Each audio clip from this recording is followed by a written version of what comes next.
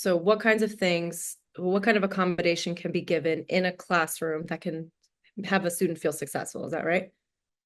A visual schedule of how the period is going to go, written clearly and very big on the board, maybe printed out and given to that student so it can sit next to the student. Whether I'm on the board and maybe I'm erasing the things that we're done with. And then the student is like, okay, I'm also going to erase this thing, right? So that's just like a system, like a class system thing, right? I would say if there's a question around, if we're in English class and there's a big question that the class is going to discuss, if it's on your projector and it's being projected onto the board, is there a sentence starter right under it that can help the student engage in that like dialogue with their peers?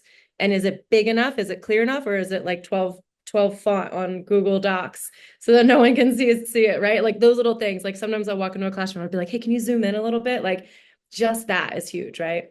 Maybe that question is also printed out and put in front of the student, because maybe I have a hard time in this big class discussion with 30 kids, but maybe I'm able to just jot some ideas down to keep me engaged, right? Maybe I'm just like writing down what my peers are saying, and maybe that teacher will give me points for that too.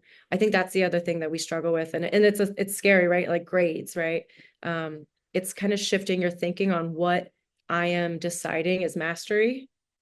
And I, as a student, want to know that if I just kind of took notes on the class discussion and maybe I wrote down some of my own ideas, I'm going to get some points for this, right? Because I showed how I am understanding this topic.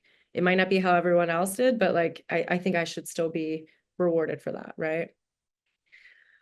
That was a long answer. Modification wise was your next question. I need to know that if I am a student with an IEP in the gen ed setting, and I require modifications, I'm going to need to know that my lesson isn't exactly, I'm trying to think, we did a lot of science last year.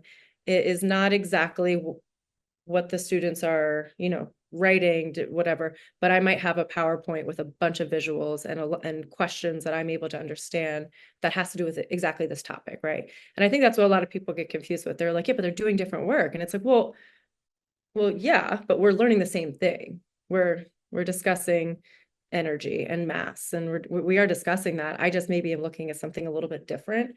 But it's the same vocabulary words. I might be looking at the same pictures that the students are using. I'm just able to kind of digest it and then give it back to you in a different way.